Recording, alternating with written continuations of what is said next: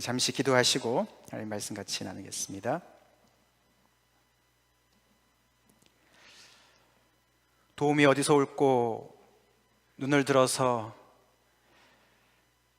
하나님을 바라보기 위해서 이 자리에 나오신 우리 귀한 성도님들, 주님께서 한 사람 한 사람 구워 살펴주시고 하나님 이 시간을 통해서 하나님 만나주시고 저희들에게 힘을 주시고 저희들에게 내가 힘이 되겠다고, 내가 도움이 된다고 말씀하여 주셨기를 간절히 바라고 원합니다. 아버지, 부족하기 그지없는 제가 하나님의 이 놀라운 축복의 말씀을 아버지 전하게 됩니다. 주님께서 성령의 충만함으로 저를 채워주시고 주님의 도구로 사용하여 주시옵소서. 아버지, 그래서 말씀이 능히 이룰 수 있는 그 능력을 주님 이 시간 행하시옵소서. 아버지, 그래서 듣는 모든 자들이 아버지 이 말씀을 통해서 생명을 얻게 도와주시고 아버지 하나님이여 힘을 얻게 인도하여 주시옵소서. 저희 모든 생각과 입술을 주장하여 주셨기를 간절히 바라고 나올 때에 예수님 이름 받들어 간절히 기도 올려옵나이다. 아멘. 오늘 하나님 말씀, 오늘은 사도행전 4장 32절부터 37절까지 되겠습니다. 한 목소리를 같이 먼저 본문을 같이 읽겠습니다. 믿는 무리가 한 마음과 한 뜻이 되어 모든 물건을 서로 통용하고 자기 재물을 조금이라도 자기 것이라 하는 이가 하나도 없더라. 사도들이 큰 권능으로 주 예수의 부활을 증언하니 무리가 큰 은혜를 받아 그 중에 가난한 사람이 없으니 이는 밭과 집이 있는 자는 팔아 그 판 것의 값을 가져다가 사도들의 발 앞에 두매 그들이 각 사람의 필요를 따라 나누어 줌이라. 구브로에서 난 레위족 사람이 있으니 이름은 요셉이라. 사도들이 일컬어 바나바라, 번역하면 위로의 아들이라 하니 그가 밭이 있음에 팔아 그 값을 가지고 사도들의 발 앞에 두니라. 아멘. 오늘 이 말씀을 본문으로 해서 초대교회와 재물이라는 제목으로 오늘 말씀을 증거하기 원합니다. 마틴 루터가, 종교개혁자 마틴 루터가 한 번은 이런 말을 했다고 합니다. 우리한테는 세 가지 회심이 필요하다. 회심이라는 건 이제 그 돌이킨다는 뜻이죠. conversion. 첫 번째는 가슴의 회심이 필요하고, 두 번째는 정신의 회심이 필요하고, 세 번째는 뭐겠습니까? 돈 지갑의 회심이 필요하다. 네, 이렇게 얘기를 했다고 합니다. 근데 세 번째가 꽤 힘들다고 그렇게 얘기를 덧붙였습니다. 오늘은 저희가 사도행전 2장 끝부분에 이어서 오늘 두 번째로 이 누가 사도행전을 쓴 누가가 이렇게 친절하게 이렇게 요약 정리를 해주는데, 그 요약 정리의 두 번째 단락이 되는 부분인데, 지난번 2장 끝부분에서 요약하는 것은 굉장히 그 초대교회 여러 가지 상황을 좀 더 종합적으로 설명을 했다면, 오늘의 이 요약은 굉장히 재물에 관계된, 거기에만 집약된 그런 내용이 됩니다. 그래서 우리 초대교회와 재물이라는 그런 제목을 붙여봤습니다. 사실 오늘 이 본문을 보면 무슨 생각이 드십니까? 이단 집단들 생각 안 드세요? 아니, 무슨 집단이 이런 집단이 있습니까? 그죠? 막 자기 재물을 자기 거라고 하지도 않고 서로 통용하고 말이죠. 뭐 밭과 집 전토를 팔아가지고 막 사도 발 앞에 갖다 놓고 말이죠. 어이구, 무시무시한 집단인 거 아니겠습니까? 사실 염려 놓으시기 바랍니다. 그렇지 않습니다. 굉장히 아름다운 모습을 제가 설명을 드릴 거고요. 특별히 요즘에 전 세계적으로 빈부의 격차가 극심해지는 이 마당에 정말 참 뭐랄까요, 참 보기 드문 그런 아름다운 모습을 우리가 보게 됩니다. 특별히 34절 시작 중에 그 중에 가난한 사람이 없다, 이 표현이, 사실 이 표현은요, 그 유대인들한테는 굉장히 이렇게 딱 떠오르는 표현입니다. 우리는 구약 성경을 그만큼 잘 모르니까 그런데요, 이 표현을 딱 읽으면 이 유대인들한테는 떠오르는 본문이 생각나는 게 있는데, 그게 바로 이 신명기 15장 말씀이에요. 같이 한번 읽어볼까요? 내가 만일 내 하나님 여호와의 말씀만 듣고 내가 오늘 내게 내리는 그 명령을 다 지켜 행하면 내 하나님 여호와께서 내게 기업으로 주신 땅에서 내가 반드시 복을 받으리니 너희 중에 가난한 자가 없으리라. 여기에 나오는 얘기예요. 너희 중에 가난한 자가 없을 것이다. 이 신명기는 여러분도 아시다시피 이제 약속의 땅을 코앞에 두고서 모세가 그 이제 출애굽한 그 1세대는 다 죽고 2세대가 이제 막 그 이제 약속의 땅으로 들어가려고 하는, 거기서 지금 모압 평지에다가 그 보고서 이제 말씀을 다시 이렇게 리마인드 시키는 거 아닙니까? 그들한테 얘기하는 것이죠. 너희들이 그 약속의 땅에 들어가면 반드시 복을 받을 것이다. 근데 얼마나 복을 받냐면 너희 중에 가난한 자가 없을 것이다 라고 이야기를 하나님께서 하시는 거예요, 모세를 통해서. 근데 뭐를 얘기하냐면은 너희가 여호와의 말씀을 듣고 준행하면 그렇게 될 것이다 라고 이야기를 합니다. 이 신명기 15장 이게 4절이지 않습니까? 1절에 어떤 얘기가 나오냐면 안식년 얘기가 나오는 거예요. 안식년, 매 7년 끝에 면제하라, 이렇게 시작합니다. 안식년 아시죠? 이게 7째 되는 해에 모든 토지도 쉬게 하고, 그리고 그동안에 이제 돈 빌려줬던 것들 있지 않습니까? 채주가 있지 않습니까? 근데 그 빌려줬던 돈도 다 탕감해 주라. 그게 안식년인 거예요. 그 얘기를 하면서 가만히 생각해보면, 아니 내가 빌려준 돈을 못 받는데 어떻게 내가 부자가 될 수 있을까? 그런 생각이 들지 않습니까? 근데 하나님께서 명령하시는 거예요. 매 7년마다 너네가 그렇게 돈을 빌려줬어도 절대로 형제한테 돈을 빨리 갚으라고 독촉하지 말고 형제들의 모든 그 빚을 다 탕감해줘라, 면제해줘라, 캔슬해줘라. 그 명령을 너네가 지키면 너희 안에 가난한 사람이 없을 것이다 라고 말씀을 하신 거예요. 지금 사도행전 2장에서도 비슷한 내용이 사실 적혀져 있었는데, 누가는 다시 한번 이것을 쓰면서 이 너희 중에 가난한 자가 없을 것이라는 말씀을 기록하면서 이 그때 하나님의 말씀하신 이 안식년의 이 말씀이 유대인들의 역사를 보면 잘 안 지켜졌어요. 근데 이제 교회 안에서 그것이 지켜지고 있다라고 이야기하고 있는 것이에요. 사실 이 말씀은, 이 안식년은 조금 더 우리가 들어가 보면은 예수님이 그 나사렛 회당에서 쓰셔가지고 구약의 말씀을 찾아가지고, 이사야서의 말씀을 찾아가지고 읽으신 장면 여러분 기억하지 않습니까? 당신의 그 고향에 가서, 그 회당에 가서 말씀을 읽고 나서 딱 앉으시고 설교를 한마디 하시지 않습니까? 이 글이 오늘 내 귀에 응했다, 이 말씀이 너희한테 오늘 성취가 됐다, 이렇게 말씀을 하신 장면, 그게 이제 이게 바로 이사야서 61장을 인용하는 본문인데요, 누가복음 4장에 기록되어 있는데, 이것은 안식년을 7번째 지낸, 그러니까 7번, 7 곱하기 7 하면 49년이겠지 않습니까? 그리고 그 49년째 안식년 바로 다음 해가 50년째 되는 해는, 이거는 희년이라 그래가지고요, 희년. 그 희년을 지금 얘기하는 거예요. 주의 은혜의 해라는 희년을 얘기하는데, 우리 한번 읽어볼까요? 예수님께서 이렇게 말씀하시죠. 주의 성령이 내게 임하셨으니 이는 가난한 자에게 복음을 전하게 하시려고 내게 기름을 부으시고 나를 보내사 포로된 자에게 자유를, 눈먼 자에게 다시 보게 함을 전파하며 눌린 자를 자유롭게 하고 주의 은혜의 해를 전파하게 하려 하심이라.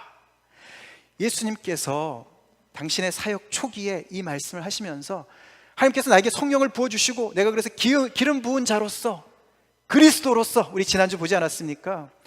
시편 2편에 하나님께서, 그죠? 시온에다가 하나님의 왕을 세웠다, 기름 부은 자를 세웠다, 그 얘기랑 연결되는 것이죠. 그 예수님께서 왜 이렇게 기름 부은 자로서 성령을 받고 오셨냐 보니까 주의 은혜의 해, 이게 바로 희년을 얘기하는 거거든요. 주빌리, 희년의 해를 선포하러 왔다. 근데 오늘 너희가 지금 들었지 않았냐? 그것이 너희 귀에 응했다. 내가 이제 왔으니까 이 모든 하나님의 약속이, 예언의 약속이, 이사야서에서 이사야 선지자를 통해서 한 약속이 성취가 됐다. 그 내용이 뭡니까? 내가 너희 가난한 자들에게 복음을 전하는데, 그 복음이 뭐냐 하면은 포로된 자는 자유를, 그리고 눌린 자에게는 자유롭게 함을, 눈먼 자에게는 다시 보게 함을 내가 전파하러 왔다라고 얘기하신 거예요. 사실은 그것이 예수님께서 이 땅에 사역하실 동안에도 그것이 현실로 이루어지는 일들이 나타났지만, 지금 이 사도행전에서 다시 한번 이 모인 초대교회 안에서 바로 이 희년의 역사가 지금 진행되고 있는 것을 얘기하고 있는 것이에요. 그래서 그 안에서 가난한 자에게 복음이 전파되어져서, 사실 가난한 사람들에게는 그 교회가 서로가 물건을 통용하고, 재산이 있는 사람들이 집이나 밭을 팔아가지고 그 판 돈을 가지고 가져오면 제자들이, 사도들이 필요에 따라서 나눠주고 이러기 때문에 가난한 사람들은 그 어떤 경제적인 결핍으로부터 해방이 되겠지만, 돈 있는 사람들도 해방인 거예요. 돈의 포로로부터 해방된 거예요. 할렐루야. 이 복음이요, 양쪽을 다 해방시키는 거예요. 그래서 지금 이 교회에서 일어나고 있는 이 놀라운 일들이 누가 시킨 것도 아니고, 제도적으로 만든 것도 아니고, 무슨 공산당도 아니고 말이죠. 자원해서 자발적으로 성령의 가르침을 통해서 이렇게 물건을 서로 통용하는 이런 놀라운 역사가 일어나는 거예요. 그것을 보면은 주의 은혜의 해가 그들의 영혼에 뿐만 아니라 그들의 실생활에, 물질에도, 돈 지갑에도 일어나게 된 것이에요. 우리는 이것을 보면서요, 지난주에 하나님을 대적해서 이방 나라들이, 민족들이, 군왕들이, 관원들이, 그죠? 하나님을 대적해가지고 막 자기네 나름대로 유토피아를 건설해 보겠다고 그렇게 요란스럽게 꾀하고 자기들 나름대로 건설을 해보려고 애를 쓰지 않습니까? 그 나라랑 이 지금 예수 그리스도를 통해서 이루어지는 이 초대교회의 모습을 통해서 보여지는 하나님의 나라랑 비교해 봐야 돼요. 그 하나님의 나라, 여호와 하나님을 두려워하고, 그래서 그분이 세우신 그리스도, 그의 왕에게, 그의 아들에게 입맞추는 사람들의 삶과, 그 하나님을 대적해서 우리 인간의 이 인본주의의 어떤 지성과 우리의 모든 그 재능을 가지고 우리가 바벨탑과 같이, 우리가 그래서 완벽한 그런 제국을 건설해 보자, 로마 제국과 같이 말이죠. 그렇게 세운 제국과 비교를 해봐야 돼요. 아들에게 입맞춘 나라가 얼마나 더 좋아 보이나. 단적으로 보여주죠. 그 안에는 가난한 자가 없다라고 얘기를 하는 거예요. 그 안에는 자유와 해방이 있다라고 이야기를 하는 거예요. 우리가 초대교회 사람들이 이렇게 물건을 통용하고 서로가 정말 필요에 따라서 그 재물이 흘러갈 수 있도록 그렇게 산 것을 우리가 보면은, 그 사람들이 뭐 재물이 그렇게 많아서 그게 뭐 오늘 현대인들처럼 그렇게 어려웠을까? 우리 옛날 1세기 사람들 생각하면 그 사람들이 뭐 돈이 그렇게 많았겠습니까? 그죠? 그래서 재물에 대해서 그렇게 훨씬 더 관대한 거 아닌가? 오늘 우리 21세기 사는 사람들은 돈 없으면 아무것도 못 하잖아요. 우리야말로 진짜 돈의 포로가 된 사람들 아닙니까? 돈 없으면 하나도 꼼짝도 못 하잖아요. 그래서 이런 얘기를 들으면은 그 당시 사람들이 뭐 워낙 가난했으니까, 가진 게 없으니까 그런 것이 아닌가 생각할 수가 있을 텐데요. 그렇지 않습니다. 예나 지금이나요. 지금이나 예나 이 재물, 이 부에 대한 생각은 똑같았고요. 부자에 대한 선입견도 똑같았어요. 우리가 두 군데만 살펴보려고 하는데요. 첫 번째, 우리가 이 예수님의 제자들이, 예수님께서 부자 청년 관원한테, 그죠? 그 부자 청년이 어떻게 영성을 얻을 수 있습니까? 질문을 했을 때 쭉 십계명의 뒷부분을 말씀을 하시니까, 내가 어려서부터 다 지켰습니다. 그러니까 예수님이 너가 있는 재산을 다 팔고 가난한 자한테 다 주고 나를 따라와라. 이러니까 이 사람이 그냥 근심 걱정에 사로잡혀서 그냥 떠났습니다. 그죠? 바로 그 직후에 예수님께서 뭐라 했습니까?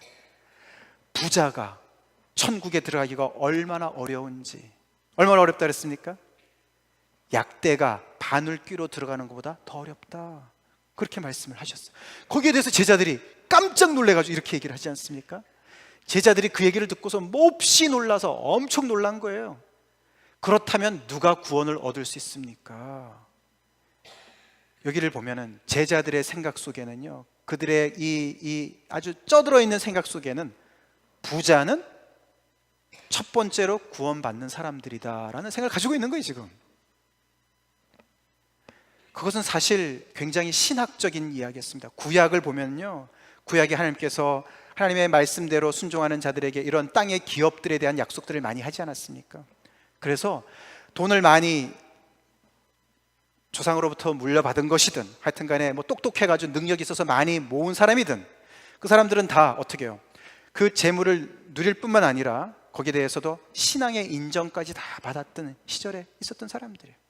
그래서 이 부자 청년 같은 사람들한테는 굉장히, 그런 사람들은 굉장히 아주 존경의 대상, 아주 명망의 대상이었죠. 그래서 제자들 생각에는 우리 같이 지금 이렇게 천한 어부나 뭐 이런 사람들이나 진짜 이 구원이 필요하지, 이렇게 부자는 이미 하나님께 축복을 많이 받은 사람들인데 당연히 구원을 받을 것처럼 생각을 했는데 예수님이 다르게 얘기를 하시니까 그렇게 놀란 것이죠. 그리고 또 한 군데 살펴보면은 야고보서에도 이런 말이 나옵니다. 이게 야고보 그 사도는 주로 유대인들로 구성된 그리스도인들한테 말씀을 증거하는 얘기인데요, 거기 보면은 그 당시에 교회에서도 이런 일이 있었던 것 같아요. 회당에 잘 차려 입고 온 사람이 있고 남루한 옷을 입고 오는 사람들이 있는 거예요. 근데 그 뭔가 있어 보이는 사람들한테 더 잘하는 거잖아요. 그 당시도 있었다니까요. 금가락지를 끼고 아름다운 옷을 입고 오는 사람들한테 더 관심을 쏟는 것이죠. 여기 좋은 자리에 앉으세요, 그렇게 얘기를 하고, 남루한 옷을 입고 온 사람들한테는, 가난한 자들한테는 서 있든지 발등상에 앉든지 아무렇게나 해라 라고 얘기를 한다는 거예요. 그렇게 너희들이 사람을 차별한다, 이렇게 야고보가 얘기를 합니다, 이 말씀 속에서. 그러니까요, 그 당시에도요, 이 부가 가져다 주는 그 능력이 대단했어요. 그 특권이 대단했어요. 그래서 초대교회 사람들이라고요, 뭐 깔볼 게 절대로 아닙니다. 그 당시 사람들도 돈맛 다 알았고요, 돈의 힘 다 알았어요. 그 돈을 통해서 어떤 파워를 가질 수 있는지를 다 알고 있었어요. 그런데도 그들은 아까 보셨지만 모든 물건을 서로 통용하고 자기 재물을 조금이라도 자기 것이라고 하는 사람이 없었다. 누가요? 소수가요? 아니라고요. 믿는 무리가, 영어 표현은요 all the believers 그렇게 나와 있어요. 모든 믿는 사람들이 똑같은 생각을 했다, 그렇게 얘기를 해요. 아니 어떻게 그럴 수 있을까요?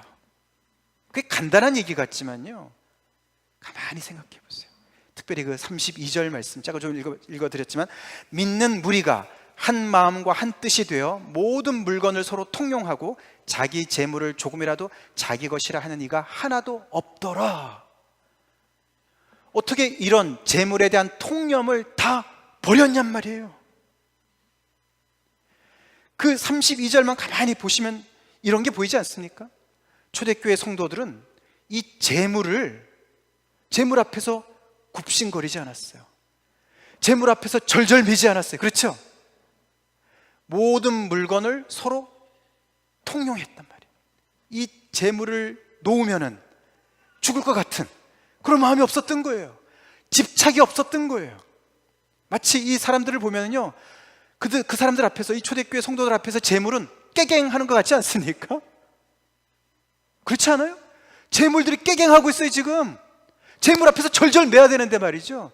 예수님도요, 그래서 너희가 하나님과 재물을 겸하여 섬길 수 없다, 그렇게 말씀하실 때 그 재물을 맘몬이라고 표현을 했어요. 맘몬. 그래서 이 재물을요 그냥 단순한 돈으로 얘기하지 않고요, 신으로 표현해서, 신, 인격화시킨 신이라고 해요. 왜냐하면요, 돈은요 이게 중립이지만 이 돈에 집착을 갖게 되잖아요. 그러면 점점 더 이게 어두운 세력을 갖게 되는 거예요. 이게 그래서 신이 돼버려요. 그래서 조금 전에 봤지만 이게 다 그런 얘기예요 지금.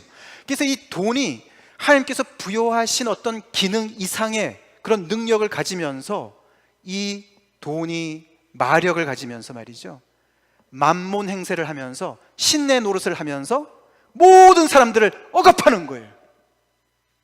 그래서 돈에 절절매는 이유가요, 돈의 힘에 눌려서 그런 거예요.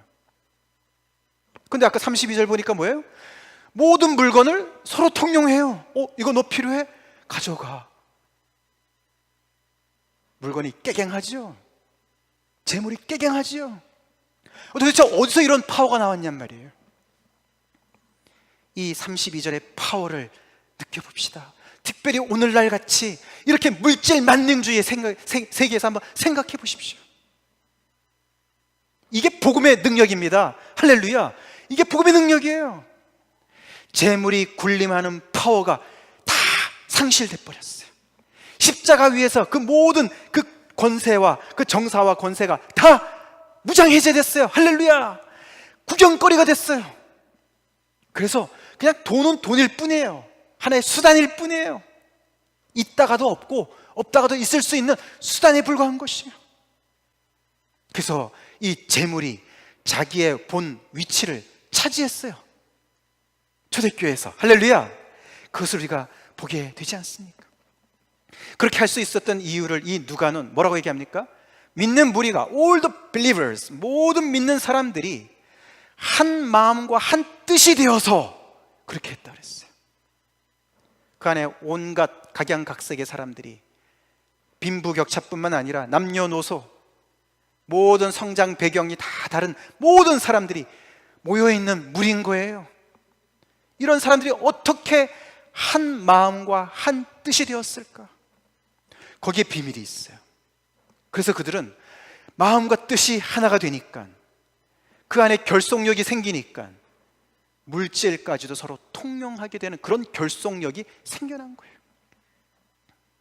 그들이 어떻게 한 마음과 한 뜻이 되었을까요? 저희가 인간을 결속시키는 그런 집단이 여러 군데가 있는데 그 중에 가장 대표적인 게 군인 아닙니까? 군대. 그죠? 군대 가가지고 특별히 뭐 특전사라든가 이런 해병대 출신들 말이에요. 그 안에 저는 뭐 그 출신은 아니지만 결속력 대단하지 않습니까? 왜 그들이 그렇게 결속력이 대단한가요? 알잖아요, 그죠? 같이 힘든 거를 고스로 하기 때문에 그런 거 아닙니까? 정말 입에서 단내가 나고 말이죠. 곧 죽을 것 같은 그런 정말 극한 상황에 같이 처해가지고 어떤 때는 진짜 함께 죽을지도 모르는 그런 위협 속에서 함께 그런 위험을 헤쳐나온 그런 동지들이기 때문에 그런 결속력을 느끼는 거예요. 그렇죠?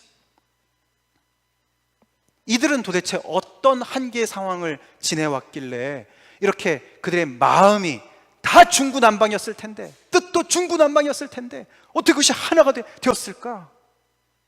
그거는요, 이들은 같은 병 동기들인 거예요. 지병, 같은 병을 앓던 사람들이었어요. 근데 복음으로 치유를 받았어요. 할렐루야. 이게요, 한 마음과 한 뜻이 되었다. 이 복음이 얼마나 그들에게 강력하게 침투를 했냐면요, 가슴도 회개하고 정신도 회개하고 주머니, 돈주머니까지 회개하는, 거기까지 복음이 뚫고 들어간 거예요. 이들이 도대체 어떻게 하나가 될 수 있었습니까? 우리 인간은 다 다른데 딱 하나가 같죠? 우리의 문제가 같아요. 우리가 병원에 가면 의사 선생님들이 우리를 처음 만났을 때 특별히 어떻게 해요? 많은 질문을 하지 않습니까?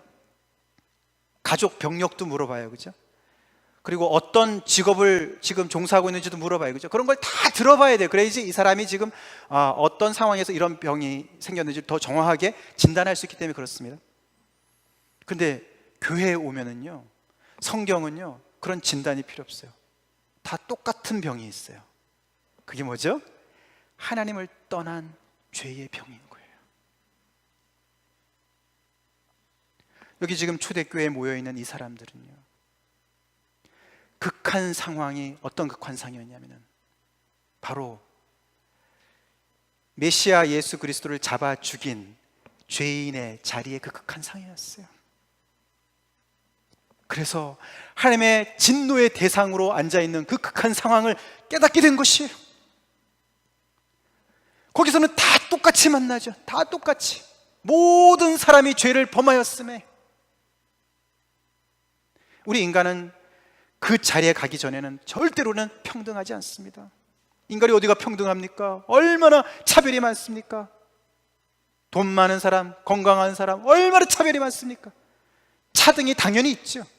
근데 차등이 진짜 없는 데가 바로 하나님 앞인 줄로 여러분 믿으시기 바랍니다. 모든 사람이 죄를 범한 그 자리가 우리가 다 똑같은 자리, 그 자리에 서본 사람들이기 때문에요. 겉으로는 돈이 좀 있어서 세상에 지위가 있다 하더라도 똑같이 그 자리에 가 있었던 사람이었기 때문에 남루한 옷을 입은 사람도 똑같은 입장에서 형제로 용서받은 죄인으로 보이는 줄로 믿으시기 바랍니다. 그렇게 된 사람들인 거예요. 그래서 한 마음과 한 뜻이 된 거예요. 교회가 어떻게 한 마음과 한 뜻과 더 나아가서는 여기서 얘기하듯이 심지어는 필요하다면 물건도 서로 통용할 수 있을까? 기가 막힌 제도로 가능할까요? 공산주의가 다 여기서 따가지고 하다가 실패한 거 아닙니까? 아니죠. 우리를 그렇게 생면부지의 사람들을 마치 10년, 20년 사귄 사람들처럼 그렇게 느낄 수 있게 하는 것은 복음의 능력입니다. 복음밖에 없어요. 이 예수 그리스도의 사랑을 제대로 깨달은 사람들끼리 만나는 그 형제 우애, 통하는 그 마음을 통해서 그들은 정말로 모든 것을, 재물이 문제겠습니까? 목숨까지도 기꺼이 내놓을 수 있는 그런 사랑의 마음을, 그런 결속력을 갖는 것이 진정한 교회예요.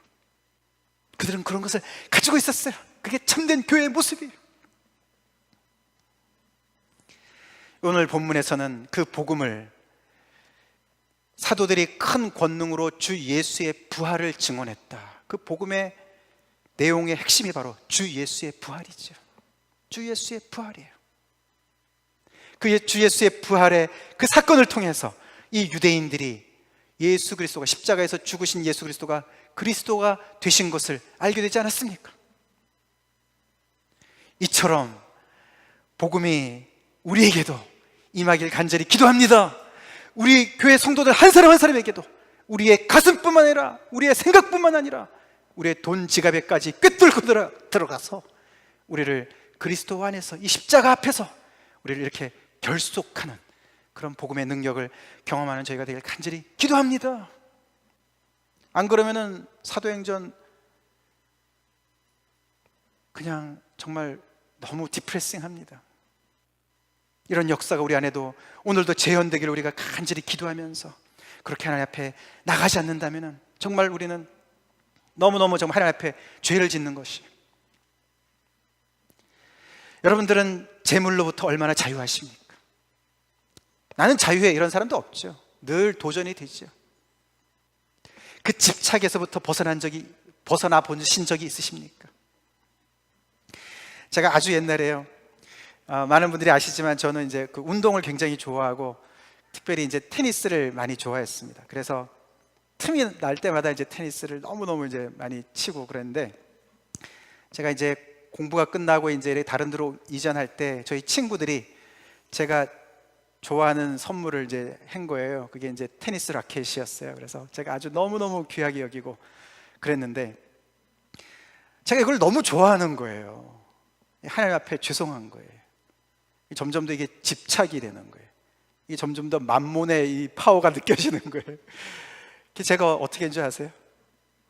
그 라켓을, 그렇게 아끼는 라켓을 친구를 주고 제가 떠났어요. 그때 굉장히 힘들더라고요. 근데 또 한편으로는 굉장한 자유를 느낄 수가 있었어요. 네. 간단한 예지만 우리는 그런 내려놓는 훈련이 필요한 거예요. 제 유학 시절에 제가 다니던 교회에서 한번 그 거라지 세일을 한 적이 있어요.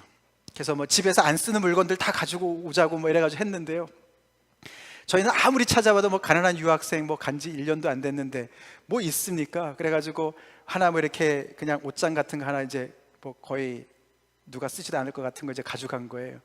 근데 가봤더니 꽤 좋은 물건들을 많이 가져온 거예요. 그래서 제가 와, 대단하시네요. 이런 거 다 쓸만한 물건인데 다 가져오시네요. 말했더니 그분이 뭐라고 대답하셨냐면, 저를 굉장히 부끄럽게 하셨는데, 출혈이 있어야지요. 이런 걸 할 때는 출혈이 있어야지, 희생이 있어야지 된다 이거죠. 사실 간단한 것 같지만 오늘 우리 21세기를 사는 현대인들은 우리가 생각하는 것보다 훨씬 더 우리는 만몬의 포로로 살아가고 있습니다.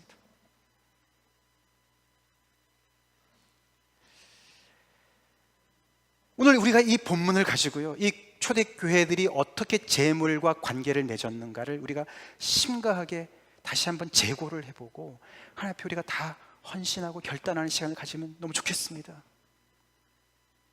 오해하지 마십시오. 뭐 그렇다고 교회가 헌금이 필요하다, 그렇게 오해하지 마세요.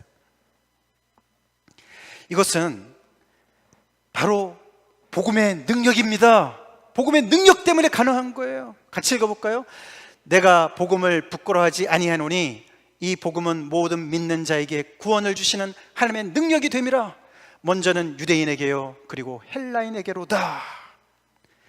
우리를 구원해 주시는 능력이 우리를 지옥 갈 우리를 건지셔서 하나님의 나라로 옮기시는, 어둠의 나라에서 우리를 빛의 나라로 인도하시는 그런 놀라운 능력을 얘기하지만, 조금 전에 이런 재물을 재물로 보는 그런 능력도 포함되어 있습니다. 믿습니까? 이것이 복음의 능력이에요. 거기로부터 자유케 되는 거예요. 자유를 얘기하는 거예요. 우리가 아까 예수님께서 이 땅에 오셔서 그 희년을 선포하실 때 포로된 자에게 자유를, 우리가 얼마나 많은 것에 포로가 되어 있습니까? 오늘날 젊은이들은 인터넷에 얼마나 포로가 되어 있습니까? 수많은 것들에 우리가 포로로 잡혀 있습니다. 복음이 우리의 모든 그런 영역으로부터 우리를 자유케 하는 줄로 믿으시기 바랍니다. 그것이 복음의 능력이고 하나님의 능력인 거예요. 절대로 우리가 지난주에 살펴봤던 시편 2편의 말씀이 하나님이 그냥 왕이시고 하나님께서 진짜 절대자 하나님이시고 그분이 세우신 그분의 아들 그리스도에게 입맞추라고 얘기하신 거가 그냥 법이니까 그렇게 해라. 근데 세상에서 그냥 열심히 살아가는 사람들하고 별 차이가 없는 그런 얘기를 하는 것이 아닙니다. 우리가 그 참 하나님을 온전히 섬기고 그분이 세우신 예수 그리스도에게 입맞추는 복음을 믿는 사람들이 사는 것은요, 세상에서는 누릴 수 없는 그런 자유를 만끽하는 길인 줄 여러분 믿으시기 바랍니다. 그 길인 거예요. 그것이 어떤 왕에서 짓눌려가지고 왕정 제도에서 절대 군주 아래서 꼼짝도 못하는 자유를 상납한 그런 노예의 삶이 아니라 반대로 하나님께서 우리를 하나님의 형상대로 지은 그 형상을 회복하는, 그래서 우리를 자유케 하는 그런 복음의 능력을 얘기하는 것이에요. 그래서 돈도 쓸 때 제대로 쓸 줄 아는, 뭐 그런 얘기 하지 않습니까? 버는 것도 힘들지만 쓰는 것이 더 어렵다. 제대로 쓰는 곳에 쓸 줄 아는 그런 자유를 복음이 선사한다는 것을 우리는 알아야 됩니다. 그리고 오늘 이 사도행전 4장의 본문은 조금 더 깊은 얘기를 하고 있는데요, 예수님께서 아까 그 부자 청년 이야기 하시면서 그 뒷부분에 나오는 이야기인데요, 이렇게 말씀을 하셨습니다. 이 말씀이 지금 현실화된 것을 우리가 보게 되는 거예요, 교회 안에서. 예수님 이렇게 말씀하셨죠? 나와 복음을 위해서 집이나 형제나 자매나 어머니나 아버지나 자식이나 전토를 벌인 자는 현세에 있어 집과 형제와 자매와 어머니와 자식과 전토를 100배나 받되 박해를 겸하여 받고 내세의 영생을 받지 못할 자가 없느니라. 이런 약속을 해주셨어요. 이 약속이요, 교회를 얘기하고 있는 거예요. 교회를 얘기하고 있어요. 우리가 아들에게 입맞추는 그 구원의 길은 다 각자가 가는 길이에요. 단체로 갈 수가 없어요.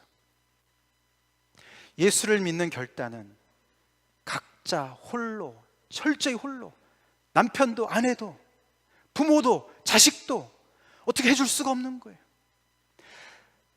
주 예수를 믿으라, 그러면 너와 내 집이 구원을 얻으리라. 그래서 그 모든 집이 같이 구원받는 것만큼 큰 복이 없습니다. 근데 많은 경우에 있어서 원수가 집 안에 있다고 예수님 말씀하셨어요. 그 아들에게 입맞추는 것을 적극적으로 반대하는 것이 여기서 나왔듯이 형제도 자매도 어머니도 아버지도 자식이 될 수도 있는 거예요. 재물도 될 수도 있는 거예요. 근데 그것을 다 내려놓고 아들을 입맞추는, 하나님의 절대 하나님 아버지 앞에 순종하는, 그래서 이 모든 것들을 가족들까지도 다 하나님께서 선한 길로 인도해 주실 것을 믿고 내 먼저 하나님 앞에 무릎 꿇습니다, 그렇게 주님 앞에 나오는 그런 사람들에게 예수님께서 약속하신 거예요. 현세의 100배나 받는다 그랬어요. 이게 교회인 거예요. 오늘 우리가 사도행전 4장을 보면은 결국 이거는 뭐냐면요, 가인의 그 삶을 거역하는 삶을 얘기하는 거예요. 가인이 지금까지 생각하고 살아왔던, 가인의 후예로서 지금까지 우리가 살아왔던 그 죄인의, 자연인의 모습을 거슬러 사는 삶을 얘기하는 건데요, 가인이 뭐라 그랬습니까? 하나님께서 내 아우 아벨이 어디 있느냐? 하나님 다 아시고 물어봤어요, 그죠? 근데 아벨이 뭐라고 대답했어요? 가인이 뭐라고 대답했습니까? 내가 알지 못하나이다. 내가 내 아우를 지키는 자니까. 죽여놓고서는 가인은 아벨을, 자기 동생을 쳐 죽였습니다. 왜냐하면은 착각을 한 것이죠. 하나님의 복을 가로챘다고 생각을 한 거예요. 자기가 하나님을 잘못 예배했으면서도. 그러고 내가 아우를 지키는 자이니까 나만 잘 살면 되지. 오늘날 21세기의 이 모든 현대인들의 사고 속에 가득 차 있는 것이 이 가인의 생각 아닙니까? 내가 아우를 지키는 자니까 나만 잘 살면 되지. 그렇게 살고 있지 않습니까? 근데 교회는 완전히 반대로 얘기하는 거예요. 내가 아우를 지키는 사람이다. 내 이웃을 지키는 사람이다. 그 얘기를 하는 거예요. 그래서 이 바로 여기, 이것이 바로 새 언약으로 맺어진 하나님의 백성을 얘기하는 거예요. 교회를 얘기하는 거예요. 저희 교회가 뉴 커버넌트 철치인데 말이죠, 이 교회 이름답게 새 언약 성도들이라면은 이런 성도들을 얘기하는 거예요. 그래서 진짜 그런 말 하지 않습니까? 피는 물보다 진하다. 여기는 지금 그 피보다 더 진한 관계를 얘기하고 있는 거예요. 그렇죠? 피의, 혈연의 관계보다 더 진한 관계를 얘기하고 있지 않습니까? 지금 예수 그리스도를 통해서, 하나님을 통해서 맺어진 하나님의 권속들, 하나님의 가족들, 형제 자매들. 저희 교회 초창기에 하나님의 가족이라는 단어를 우리가 많이 사용했었고 그것을 남용할 때가 많이 있었습니다. 인정합니다. 그렇다고 해서 그 단어가 틀린 단어 아닙니다. 성경에 나온 단어예요. God's household. 에베소서에 나와요. 그게 하나님의 가족이에요. 복음으로 말미암아 피는 혈연, 전혀 혈연도 피 한 방울 섞이지도 않았는데도 예수 그리스도로 말미암아 형제 자매가 된 것을 이야기하고 있는 거예요. 할렐루야. 그 관계를 얘기하고 있어요. 이 관계는 진짜 물보다도 진하고 피보다도 진한 그런 관계를 얘기하고 있어요. 여러분들은 교회 안에서 그런 놀라운 결속력을 느끼십니까? 갖고 계십니까? 구원 집사가 있기 때문에, 우리 장승열 권사님이 계시기 때문에 제가 너무 든든하다, 혼자가 아니다. 여러분 각자가 정말 그런 하나님께서 이 복음으로 맺어주신, 그래서 우리가 정말 어떤 형제가, 어떤 자매가 어려움에 처했으면 모든 것을 우리가 다 발벗고 나서서 함께 그 어려움을 고스로 할 수 있는, 서로가 책임을 지는, 책임이라는 건 하나님이 책임지시죠. 당연히 우리가 이게 내가 내 아우를 지키는 자니까 네 떡은 네가 먹고 내 떡은 내가 먹어, 그게 아니라 내가 아우를 지킵니다. 그 말은 하나님 우리를 지키시죠. 우리 아까 우리 윤승현 형제, 우리 집사님 부부가 찬양했듯이 하나님이 우리를 지켜주시죠. 그러나 하나님께서 우리를 지키시는 만큼 또한 우리가 서로를 지키라고 명령하셨습니다. 세상을 지키라고 말씀하셨습니다. 피조물을 지키라고, 돌보라고 말씀하셨습니다. 이런 맥락 속에서 오늘 본문을 보면요, 특별히 오늘 이 36절, 37절에 누가는 한 인물을 부각시키지 않습니까? 요셉, 그의 별명은 바나바. 앞으로는 성경이 계속 바나바라고 얘기를 합니다. 바나바는 위로의 아들이라는 뜻이죠. 바울과 함께 전도여행을 다녔던 바나바, 얼마나 교회의 위로가 됐으면 별명을 위로의 아들이다, Son of Encouragement이다. 우리 보면은 주는 거 없이 그냥 디스커리지만 되는 사람들이 있을 수 있는데, 이 사람은 그냥 보면은 그냥 너무너무 그냥 격려가 되는 거예요. 위로가 되는 거예요. 그래서 별명을 그냥 격려의, 위로의 아들이다 이렇게 지었어요. 이 사람이 구브로 섬 사람인데요, 레위 족속이었어요. 이 사람이 밭이 있어가지고 그걸 팔아가지고 값을 이제 있는 걸 사도들 앞에 갖다 놨다, 이러고 오늘 본문이 끝나요.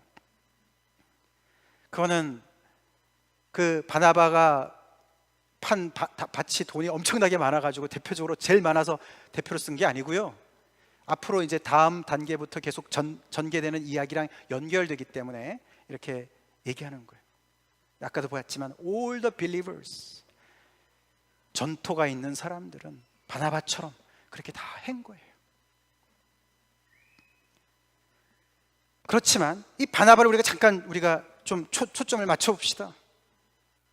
조금 전에 제가 쭉 말씀을 드린 것을 배경 삼아서 이 바나바를 볼 때에 이 사람이 어떻게 보입니까?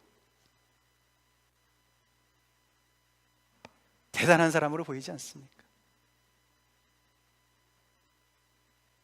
정말 세상의 그 어떤 것으로도 굴하지 않고, 세상에서 사람들을 절절 매게 만드는 모든 그런 권세로부터, 재물을 포함해서 권세, 권력의 권세로부터, 이런 모든 권세로부터 다 초월해서 자유인으로서 자기의 모든 것들을 내놓고 교회를 사랑하고 하나님의 부르심에 따라서 순종하는 이런 사람들이 장수로 보이지 않습니까? 복음의 장수로 보이지 않습니까? 저는 시편에서 특별히 이 말씀을 굉장히 좋아합니다. 같이 읽어볼까요? 내가 주를 의뢰하고 적군을 향해 달리며 내 하나님을 의지하고 담을 뛰어넘나이다. 다윗의 고백입니다.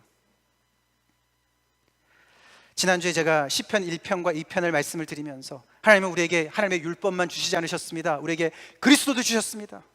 그리스도가 누굽니까? 당신의 아들로서 그 말씀이 다 육화가 되신 그 예수님 아닙니까?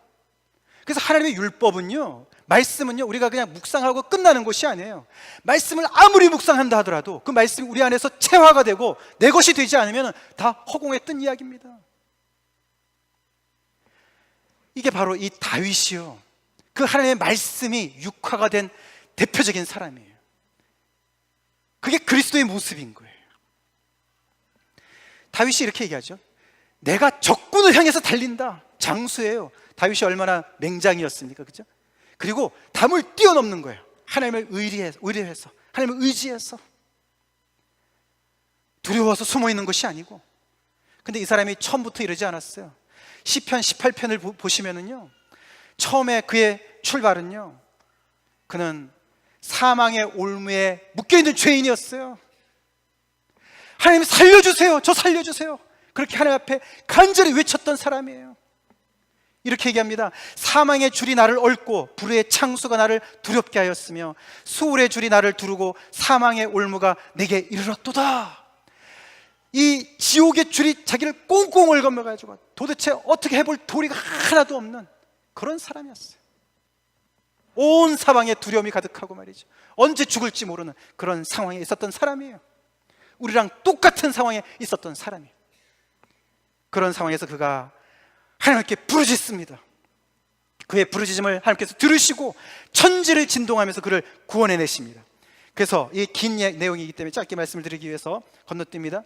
그러고 나서 그가 뭐라고 고백을 하냐면은, 하나님이 높은 곳에서 손을 펴사 나를 붙잡아 주시며 많은 물에서 나를 건져내셨도다. 구원을 노래하고, 나를 넓은 곳으로 인도하시고, 줄에 꽁꽁 매여있던 사람을 넓은 곳으로 인도하시고 나를 기뻐하심으로 나를 구원하셨도다. 할렐루야. 그렇게 찬양합니다. 우리 믿는 사람들은 주로 여기서 다 끝나지 않습니까? 그러고는 또다시 사망의 그 길을 찾아가지고 가서 또 매이고 또 종노릇이 돼가지고 또 하나님 구원해 주세요. 그리고 또 할렐루야. 그러고 또다시 돌아가고, 여기서 맨날 사이클을 도는데 다윗은 그러지 않았습니다. 그 다음에 무슨 일이 벌어지냐면요, 이 하나님으로부터 다윗이 훈련을 받아요. 여기처럼 이렇게 적군을 향해서 달리고 말이죠, 담을 뛰어넘고 모든 방해물들을 다 뛰어넘는 그런 놀라운 맹장으로 서가는데 하나님께서 협력하세요. 하나님께서 어떻게 하시냐면요, 32절부터 보면 이렇게 나옵니다. 이 하나님이 힘으로 내게 띠띠우시며 내 길을 완전하게 하시며, 자기 힘으로 그랬다는 것이 아니에요. 자기 힘으로 이렇게 맹장이 된 것이 아니에요. 우리 모두도 마찬가지죠.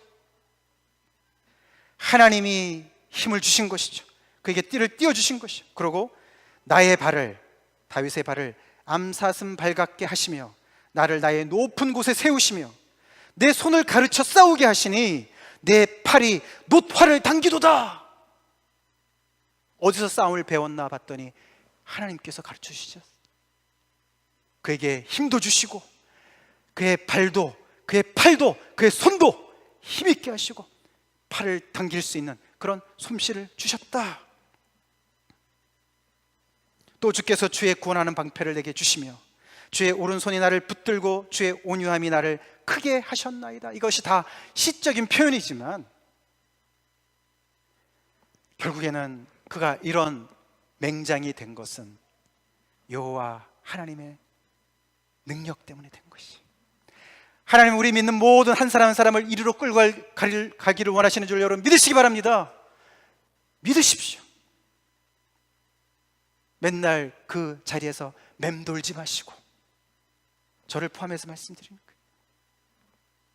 언제나 우리는 이 주님을 의뢰해서 우리를 그렇게 괴롭혔던, 하나님의 나라를 그렇게 괴롭혔던 그 원수들을 향해서 담대하게 노타를 당기고 이 모든 담장을 뛰어넘고 그 원수들과 함께 하나님의 나라의 대장으로서 예수 그리스도를 대장 삼아 그의 부하로서 싸우냔 말이에요.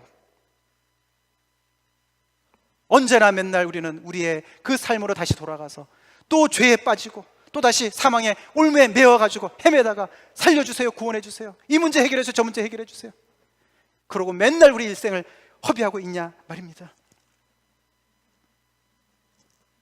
최근에 제가 시편을 묵상하다가 이런 다윗의 모습을 시편 19편에서 그의 길을 달리기 기뻐하는 장사 같아서, 이런 표현이 너무 마음에 와닿는 거예요. 물론 이것은 시편 19편을 보시면 해를 두고 하는 말이에요. 해. 하나님께서 하늘을 펴시고 거기에 신랑과 같이 딱 나와가지고 쫙 자기 갈 길을 달려가가지고 모든 천지를 밝히는 해를 빗대어서 노래하는 겁니다. 그래서 날은 날에게 밤은 밤에게 소리는 없으나 하나님의 그 정말 놀라운 권능을 찬양하는 그 이야기를 하면서 여호와의 율법을 얘기하지 않습니까? 시편 19편에서. 근데 거기에 그런 표현이 나와요.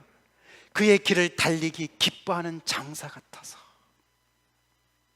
여러분, 저를 위해서 기도해 주신다면 제가 이런 사람이 되게 기도해 주세요. 우리 모든 한 사람 한 사람을 위해서 중보 기도하실 때 우리 모든 그리스도인들이 이렇게 되도록 기도합시다. 하나님께서 말씀으로 정해주신 그 길, 부르신 그 소명을 따라서, 그 길을 따라서 달리기를 기뻐하는 장사 같은 사람들이 되길 간절히 축원합니다. 기도합니다. 그게 이 바나바의 모습이 아닙니까? 그것이 초대교회의 모습이 아닙니까? 성도들의 모습이 아닙니까? 그 당시에 만문을 조롱하는 그 사람들이 아니었습니까? 오늘날의 이 세상에서도 만문을 조롱할 수 있는 사람들이 과연 어디에 있겠습니까? 예수의 제자들밖에 없는 줄로 믿으시기 바랍니다. 우리밖에 없죠. 복음으로 말미암아 자유케 된 하나님의 이 놀라우신 능력으로 이 능력을 받아서 만몬과 싸우고 이 원수 대적과 싸울 수 있는 그런 힘을 공급받는 사람들, 그래서 싸움을 배운 우리 정말 사람들이 바로 그렇게 살 수가 있는 것이죠. 왜냐하면 우리 또한 작은 그리스도이기 때문에 그렇습니다. 그거 아시나요? 기름 부은 자가 그리스도라 그러지 않았습니까? 성경을 보세요. 너희는 거룩하신 자에게서 기름 부음을 받았다. 여러분 예수님 믿으십니까? 그러면 기름 부음을 받으셨다고 얘기를 하는 거예요. 그리스도라고 얘기하는 거예요. 물론 우리 예수 그리스도가 계시죠. 작은 예수라는 표현 들어보지 않았습니까? 우리가 바로 작은 그리스도인 거예요. 하나님의 모든 말씀이 우리 안에 체화가 되어서 나의 것이 되어서 말씀만 맨날 묵상하고 맨날 듣기만 하고 맨날 그냥 쉐어만 하고 끝나는 것이 아니고 말이죠. 저도 말씀을 전하는 데서 끝나는 것이 아니라 정말 이 말씀이 제 속에서 역사하여서 제가 다윗과 같은 이런 자기 길을 달리기를 기뻐하는 장사와 같은 그런 챔피언, 영어 표현의 챔피언이에요. Like a champion rejoicing to run his course. 우리가 다 챔피언입니다. 예수 그리스도로 말미암아 우리 모두가 그리스도인 것을 우리가 고백하고 거기에 걸맞는 삶을 살으라고. 특별히 오늘은 재물 앞에서 무릎 꿇지 말고 만문을 조롱하는 그 놀라운 복음의 능력에 사람들이 다 되길 간절히 기도합니다. 다 같이 기도하시겠습니다.